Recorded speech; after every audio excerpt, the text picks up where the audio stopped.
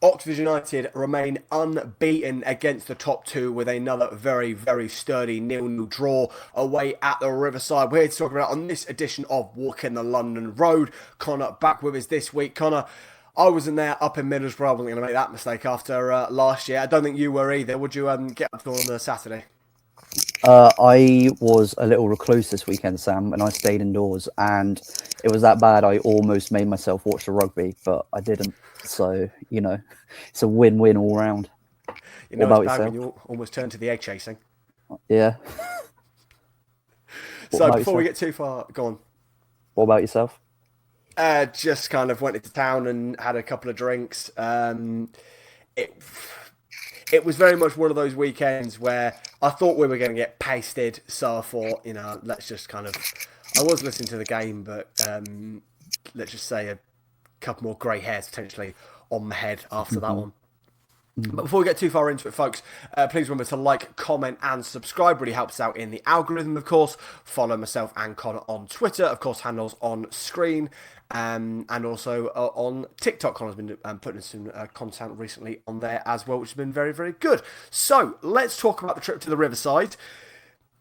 After last year, let's quickly touch on that. Went from 1-0 up to 2-0 down. We were better on the pitch when Matt Phillips was there.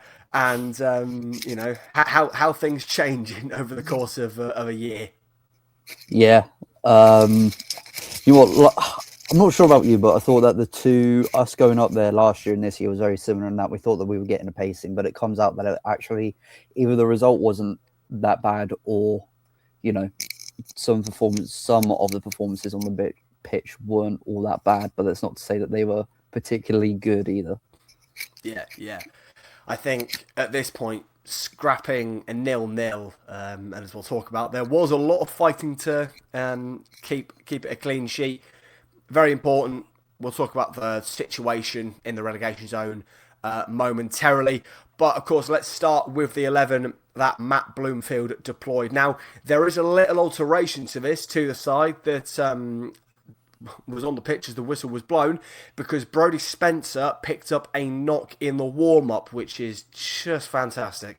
So Sam Long came in at right back, which meant that the lineup was Sam Long, of course, at right wing back with Makoso, Kieran Brown, and it was four at back. I apologise. I've completely. This is the problem where you don't. I'm not watching the game kind of in time. You kind of lose track of what the lineup was looking like. I would kind of just expect us to sit with a three at the back like we've done for the past 4 games in a row. So anyway, so Long, Makoso, Brown, and Curry. Jamie McDonnell partnered Cameron Brannigan in the midfield, with Jinwoo starting his first Oxford United League game, Miles Harris, Stan Mills, and Will Lancashire. I put in the group chat, Connor, that I think this is the best squad that Matt Bloomfield's deployed, and it's just a shame that at least at the time of kickoff, we thought we were going to get pasted in it. Yeah, it was the best he could put out with what he had. I think that a lot were fairly satisfied, like in the centre midfield with Brannigan and McDonnell, which we'll come on to later throughout the game. In attack is probably the best that he could put out as well of those front three. And more excitingly for the fans was seeing Jinwoo start his first league game. So that got a lot of smiles on a lot of people's faces. He has fantastic eyebrows, by the way. As you can see there. So to start the game, we knew we were going to be under the cosh for the overwhelming majority of this fixture, and it turned out to be Middlesbrough had 75% possession, but just couldn't break us down. There's one big save that's made in the second half by Jamie Cumming. Really good bit of play put together by Middlesbrough. Tommy Conway put through, and it's well saved by Jamie Cumming. Interesting selection with Jamie, because obviously we talked about last week how Matt Ingram, we think, has done enough to kind of rival Jamie Cumming for that number 1 shirt. But fair play to Jamie. Came back into the lineup, and with his performance yesterday, has for now kept the number 1 shirt. Yes, for now we'll have to see how he does over the next couple of games. But as I said last week, like one good game doesn't mean that our number 1 starting keeper will be should be thrown out of the starting lineup.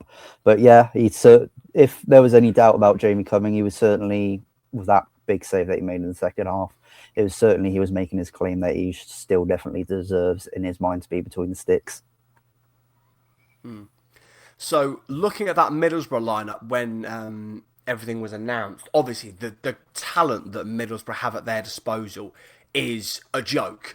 Just looking across, the midfield to the attack, as we mentioned, Tom Conway, Jeremy Sarmiento, who the fact he's had back-to-back championship loans is a joke.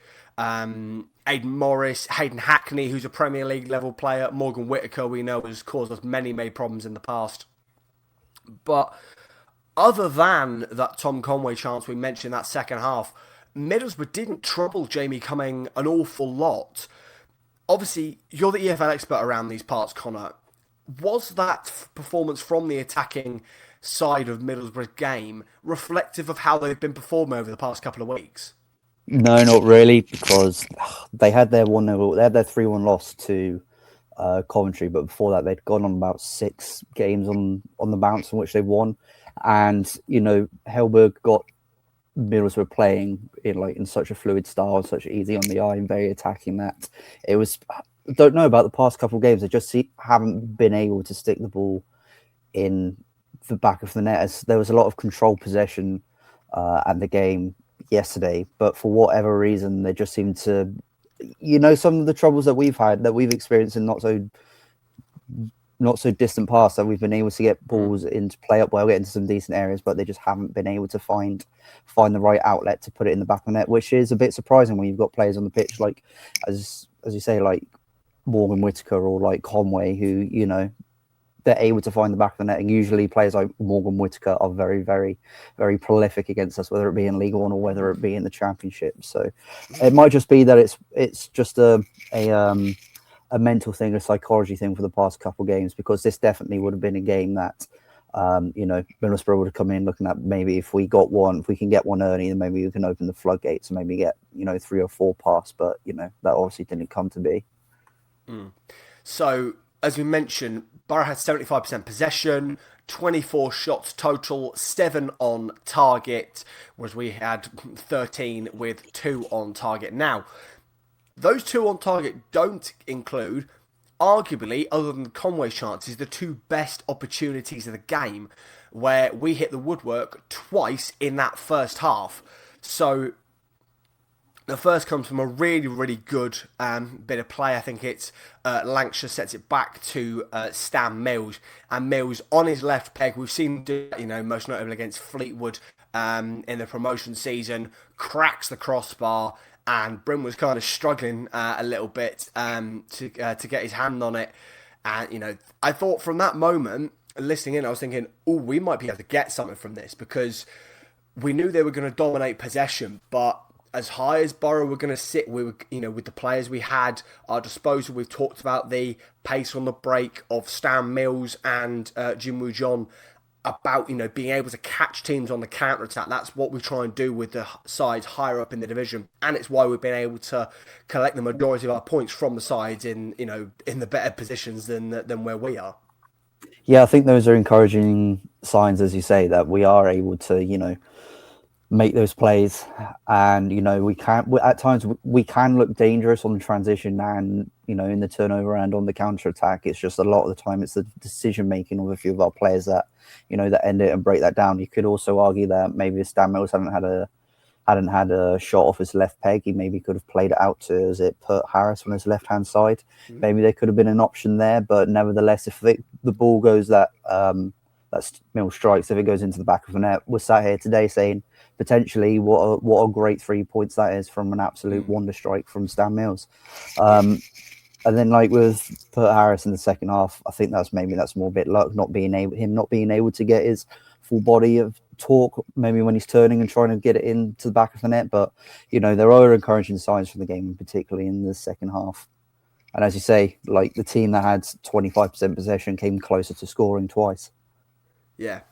And then that second opportunity, really good bit of play between Jack Curry and Cameron Brannigan. So Brannigan feeds it back to Jack Curry, whipped in, and it's one of those from the angle that we had on the replays. I wasn't sure if Harris had potentially drifted offside, but gets his studs to it, hits the post, and another moment where I'm thinking we might be able to get something out of this.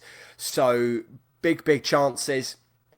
There is a little, like a tiny bit of controversy over directly after that, because when Miles Harris hits the post and then Middlesbrough try and go up the other end, then the ref blows for half time as the 2 additional minutes have come to an end. But it's you're talking in hypotheticals at that point if Middlesbrough were able to get something from that opportunity.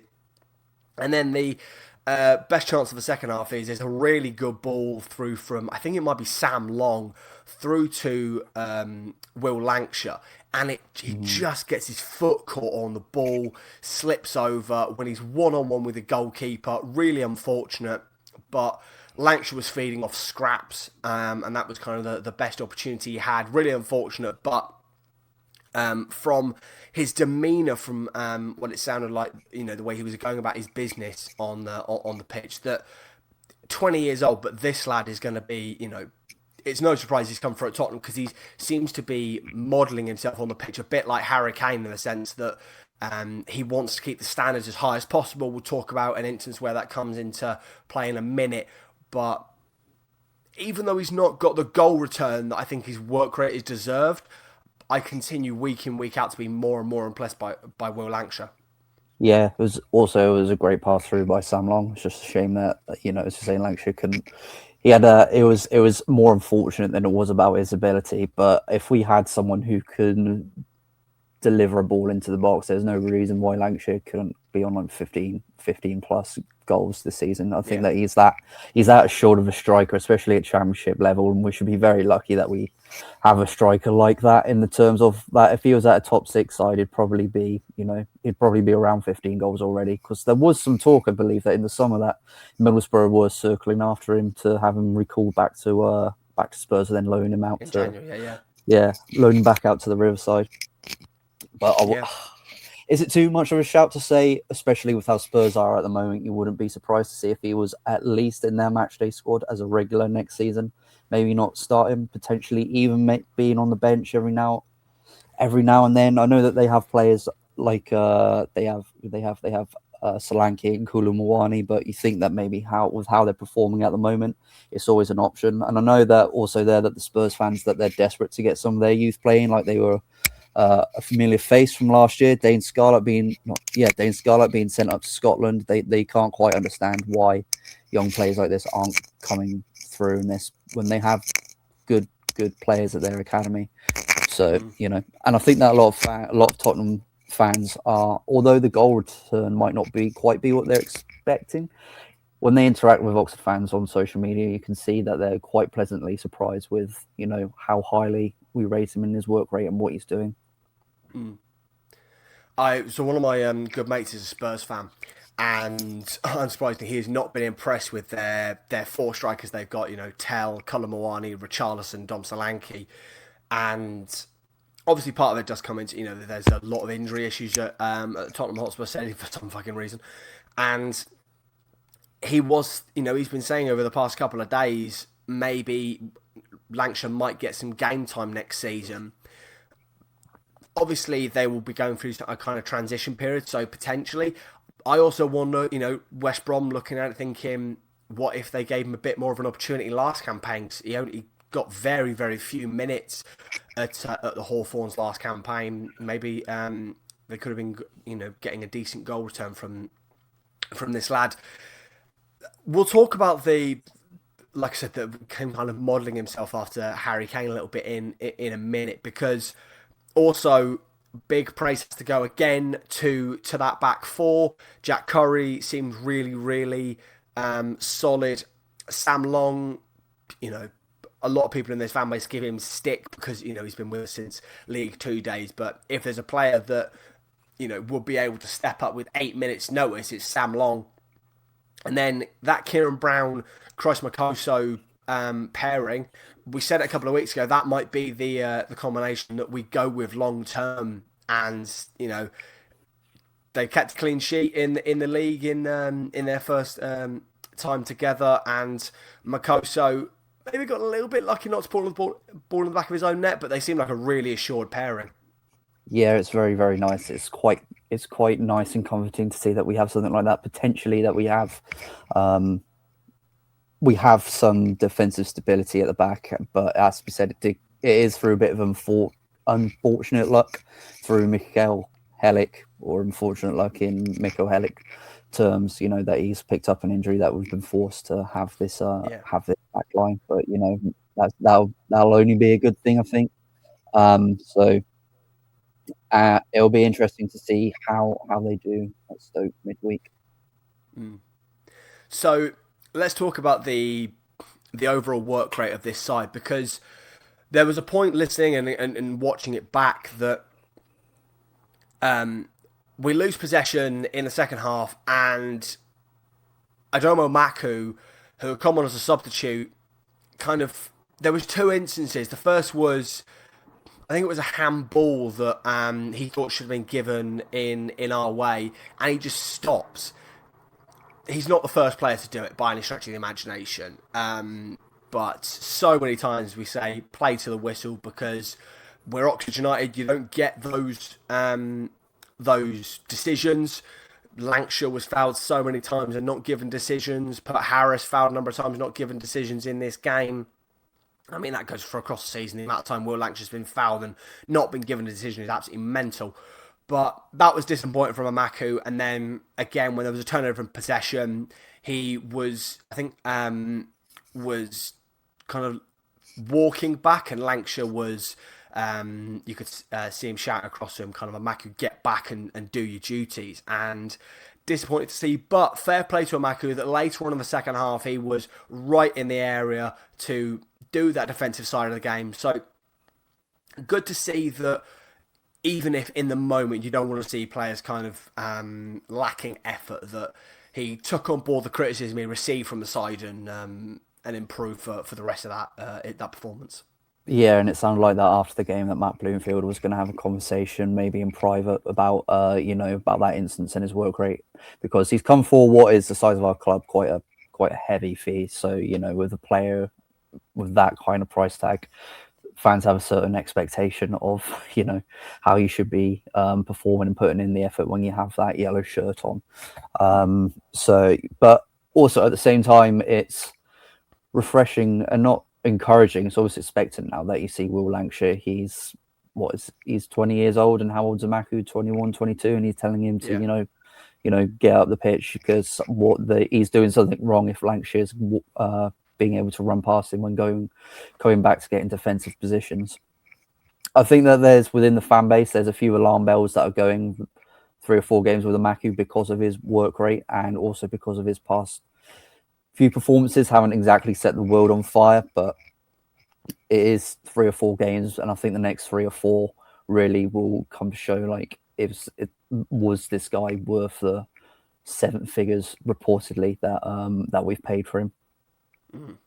I'm going to give him more time, but I am Same. getting hints of Shimpa to Sariki Dembele, not tracking back-esque, all talent, no output.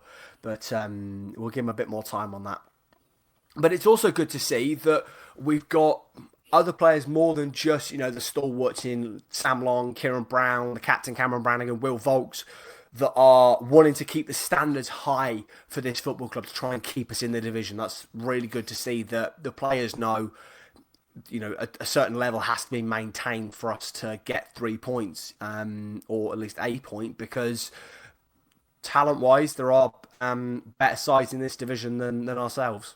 And I think that's the thing, Sam. I think that the majority of fans in this fan base, right, they do know the context of the situation that we're in, and also who we are and what we're up against. Like, I think that a lot of fans, like, they know in the back of their minds that there's a very, very strong possibility now that we are going to get relegated, but it's the way in which you do it, it's the way in which you go about it, it's the way in which you go down. If you go down with a whimper, then there's a lot of fingers that that are going to be pointed at the players and at the dugout. And the way to evade that and alleviate that is to give it a go and to put the effort in. Even if you put the effort in and, you get done over 2 or 3 nil, but we've seen that that you're giving it everything in the yellow shirt. We can hold your hands up and say, you know what, fair enough, they were the better team and you gave your all. That's all that we can do, and something that's positive and that we can go into next season, whatever league that we're in. And that's just all that we want, because I think that a lot,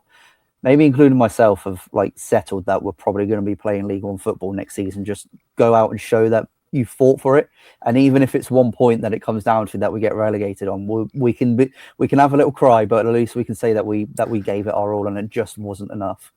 Yeah. That being said, the gap to safety has shrunk, as you kind of raised yesterday. So obviously the late equaliser that Stoke got against Gary Rowett's Leicester City meant that they are still 4 points ahead, but West Brom are 5 points ahead now instead of the 6 they were at kickoff. So it's still entirely possible with some big games coming up. And just a note for any Leicester fans maybe tuning in, wondering what they can expect from Gary Rowett: shit football, and you'll be thoroughly frustrated. We mentioned that. We mentioned in the group chat that I'm looking forward to all the championship heads that aren't in the Oxford fan base going, well, so you should have kept Gary Rowett, ignoring the fact that he's the fucker that put us in this situation in the first place. Yeah, I guess a bit. I'm not sure if I 100% agree with that, but Rowett was definitely a significant part. But yeah, what really pissed me off was that in his in his first interview, he was like, "Yeah, I want to be attacking front-footed." Like, where the fuck has that been all season, you dickhead? Sorry, he said Mark, that when but... he said that when he joined Oxford. To be fair, he was like, "I want to respect the traditions of Oxford United and play good football." And then it's like, "Oh, we're playing a 5 at the back for like 10 games in a row." I know, and he says, I think it was Nathan on BBC Radio Oxford. Rowett got a bit offended when Nathan said, "Oh yeah, typical Rowett football." He's like, "Oh yeah, what's that?" And then he got a little bit offended when he said, "Well, pragmatic, defensive, shut up, be tight at the back, don't spill." And he was like, "Well, I quite like to be, He said that he idolizes the way that Jurgen Klopp plays, and the way that Rowett typically plays is the complete antithesis of gegenpressing and Jurgen Klopp ball. So it's like, you might want to play that way, Gary, but across the course of your career now, you've played it maybe for a grand total of 3 games. Maybe, yeah. Not even as Burton Albion's side in League Two were probably playing attacking football. No. That was over a decade ago. It's mental that he... because I respect Gary Rowett. I liked him. He couldn't continue in the role. We talked about that at the time. But the fact he keeps coming out with this, I want to play attacking football, all that kind of stuff, saying all the right things. But like you say, his career, even going back to his time with Burton, doesn't show that. It shows he's a pragmatic manager that, and there's merit to it. Wanted to keep clean sheets and all that kind of thing. But the amount of times he set up to draw a game, or when we're 1-0 up, set up to not concede, and then we did concede, was just mental. Yeah, and I think that Leicester, they are going to have to, they might well have to be doing that, because they got Middlesbrough next, and then they got Norwich, who are the form team in the division, I believe. Then they got Ipswich, who are, they're having a wobble a little bit, and they're at Portman Road, so they're still going to get their eyes on top 2, and then against Bristol City, who we know are a bit hot and cold. They've got some tough games coming up, so Leicester City fans may well see, even though they had a 2-2 draw and they let slip a 2-1 lead yesterday, that they might have to settle in and sit in, because they haven't exactly got the easiest of run-ins all the way until the final day. No, neither have we, to be fair. So let's talk about the games coming up. Of course, another double match week. On Wednesday, we face a trip to the Britannia, the Bet365. I don't know what it's called this week. But to Stoke. It was a 0-0 draw last time out when we made that trip. But, of course, the last time we played them this season, they tonked us 3-0, played us off the park. So much so that even bloody Steven and Zonza scored a goal against us, which was just... I literally hand over the eyes, thinking, "What have I just seen? We've just considered to a 40-year-old?" But their recent run of form, obviously they started the campaign very, very well. They're without a win in 7 games. Obviously, also losing in the FA Cup 2-1 to Fulham. Talk to us about Stoke's recent troubles. I actually forgot about that game, so thanks, Sam.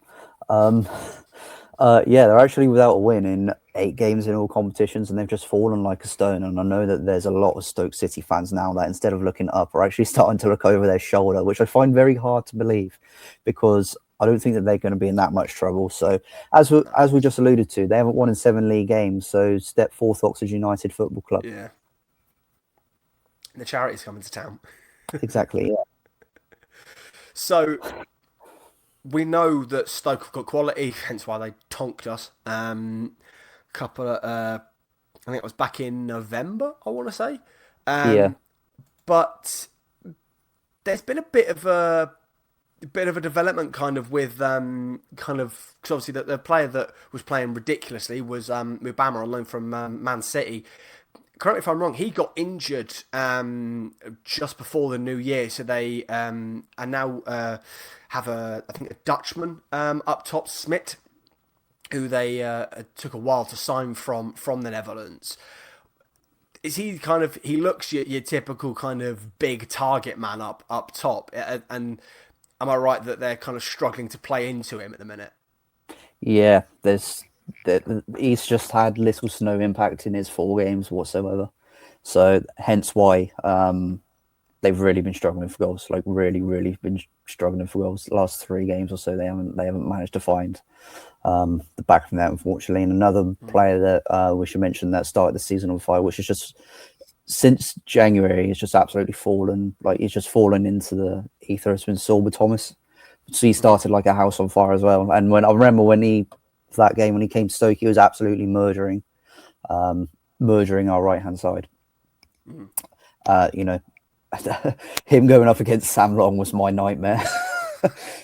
But yeah, there's just like next to no attacking output at the moment from Stoke City. So it's going to be a tight game, I think. But it might have to be another one of those again at home where we're looking to catch them on the away from home. Sorry, to catch them on the transition and on the counter attack. They've also had goalkeeping problems, haven't they? Is it Victor Johansson? I think is their number one. Out injured. Then they also loaned Gavin Bazunu, I think, in the January, and he got injured not long into his spell at Stoke. So they're onto their 3rd goalkeeper of the campaign. Yeah, it could almost be as bad as Sheffield Wednesday. 7 goalkeepers they've had, but yeah, even when you've brought in 3 different goalkeepers, it's that's when that luck just really isn't on your side. And I think that's been that more than anything for Stoke this season, like just luck. Second half of the season just hasn't been on their side. So hopefully that bad luck is going to continue. But as I said, this is Oxford United Football Club.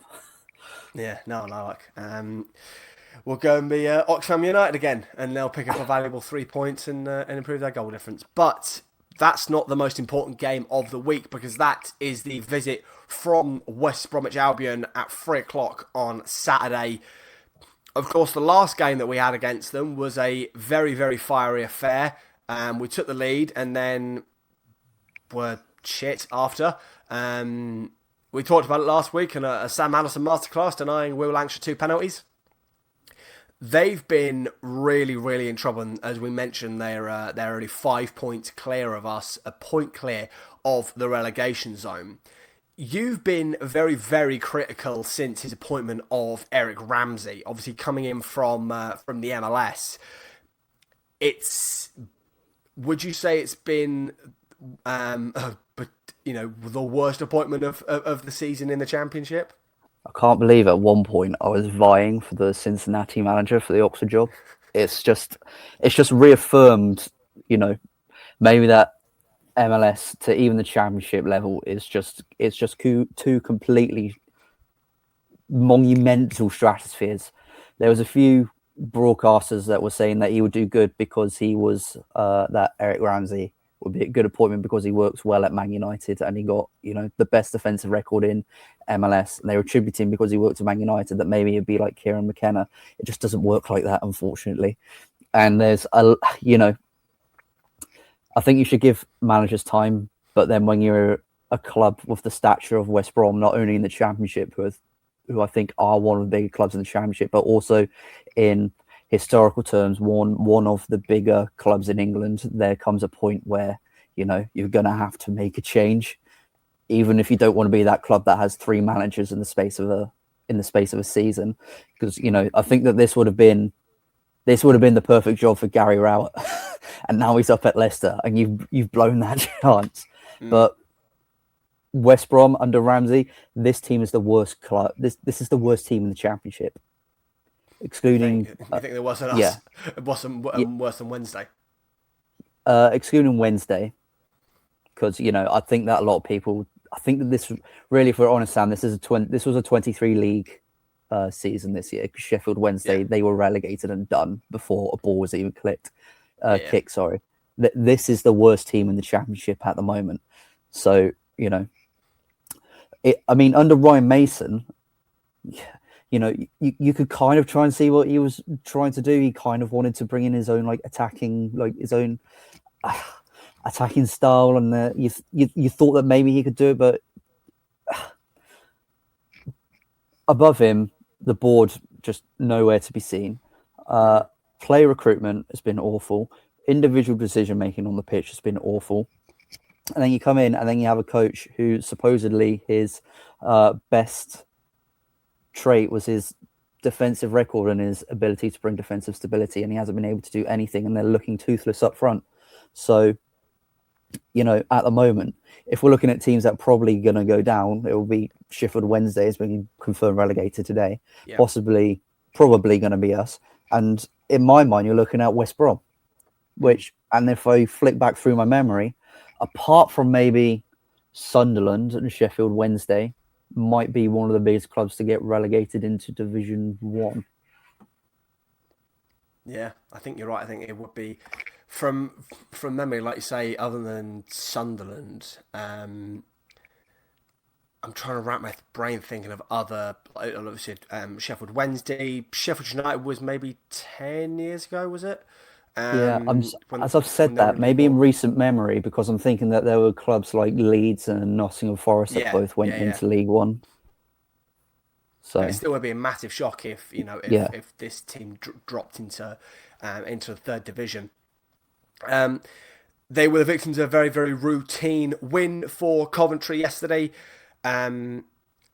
Knowing our luck, they'll probably beat us on Saturday. But first, they've got the visit of Charlton to the Hawthorns. I know you joked about this, but before we started rolling and in the group chat this week, do you think that, you know, because they've already made a managerial change this season, do you think they'd sack him? Or will he see out the season? Because, you know, obviously Nottingham Forest is a barter case of a football club. We know that for a fact.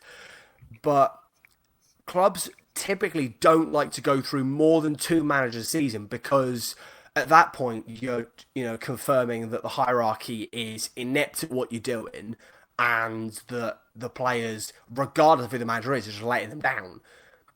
Do you think there's a real possibility he could go, or do you think West Brom are one of those clubs that will try and see things out, and like you say, it might not end up working out and they could up in the 3rd division? No, I think if he loses to Charlton, then he's gone. Because that's 9 games, and that will be 6 games in 9 that he's lost, and he's drawn 3. And I'm just looking at how many goals they've scored. They've scored a grand total of 3 goals in his 8, I think it is, league games.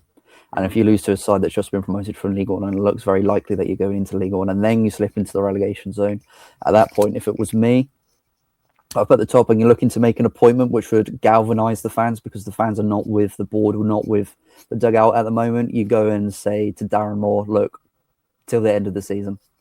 You know, club legend, he almost very nearly got them out of trouble, I think, in the Premier League. You say just until the end of the season. excuse me, yeah, just until the end of the season. And we need someone to get out of this mess as quickly as possible, because this would be a massive club that could possibly get relegated. Imagine that, West Brom going away to Bromley in a league fixture. Mental. That's I mean, to be fair, that's what English football's all about. Is the mentalness of the football pyramid. But like you I don't say, know. And by the same accord, sorry, Sam, by the same accord, you could say like next season potentially Nottingham Forest or Wolverhampton going away to Lincoln City in the Championship. God. And that's why I'm so peed off that's why we need to stay up, because no disrespect, some of these teams coming up, it makes the Championship next season looks a lot easier than this year to stay up. I'm gonna be fuming if Lincoln get promoted and we go down, because I think they are. Oh God, I think they are as well. I mean, they're 10 points clear of Bolton at the minute in League One, but I mean, we can't be replaced in the league by Lincoln City. Surely, lads. By a smaller club than us. Yeah. Tell you what, second tier are going to have a field day. They just don't have a strong enough squad. They will do. They'll do the same as they did with us in our first season, just write them off before a ball's even been kicked. Yeah. But like you mentioned, including FA Cup games, if you include the FA Cup, because penalty shootouts count as draws in the record book, there are 11 games without a win. That win coming back in 2025, a 2-1 win against QPR. And even then, that stopped a bit of a losing run of 2 games. They've, like us, really struggled to find consistency in results. I mean, we know that when we went to the Hawthorns in 2025, that was the reason Ryan Mason kept his job, is because they beat us. So it's, I mean, it would be very Oxford to do another bit of charity work, but it's a massive, massive game for our survival hopes, and the situation we're in. We're in crunch time. You need to be picking up these vital points against the sides around you. Yes, it's a 6-pointer. You think hypotheticals, if we get a point on Wednesday and West Brom again fails to pick up any points, that drops it down to 4 points. And then you think if we can get a win, either West Brom will fall into relegation zone, and with 1 point off West Brom, albeit it might still be 4 points outside the relegation zone, but that sounds a lot better than it does being 8 or 9 points, stuck inside and drift and suddenly it becomes that there's 1 relegation spot left. So but yeah, it's an absolutely massive game. The next few games at home are all massive because they're against clubs that are in and around us, but we'll cross that bridge when we get to it. Yeah.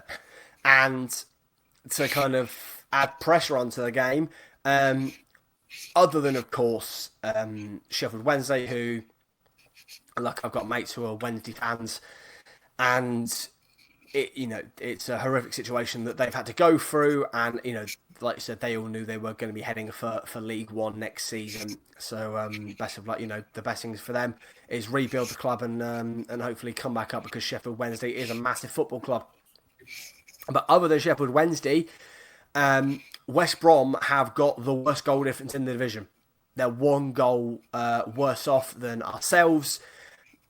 But although they've had a leaky defence, they've also been more prolific up top. So it's even more important that we take the opportunity while it's with us, whether it be they're without a manager or Eric Ramsey somehow managed to keep hold of his job.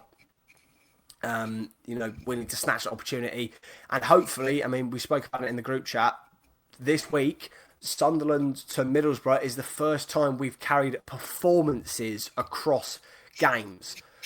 Now we need to carry results. It has to be, if we want any chance of surviving in this division, I think we need to go unbeaten this week. Yeah, we do. If we don't, it's going to be, to say, because they are the worst team in the division at the moment, and if we don't pick up 3 points at the very least, I think a lot of heads are going to be very, very down come full time. And, so every week on local radio, while it's good and admirable that there's a lot of positivity there seems to be, it's the situation is if we lose to West Brom, as I said, and then we go 9 points adrift, that it's looking very, very difficult at that stage, and we're now at the stage where we can't say that draws are good enough, because those games are ticking down. Yeah, 13 games left, 39 points left to play for. It like I say, this is crunch time. This is when performances need to carry over. This is when there can't be heads dropping. There can't be players not putting 100% in. We need every single player to step up to the mark, and that all starts on Wednesday against Stoke. Thanks so much, viewers, for watching this week's episode of Walking the London Road. We'll see you next week, of course, for a review of the double bill and the preview of our trip to Deepdale. We'll see you next week.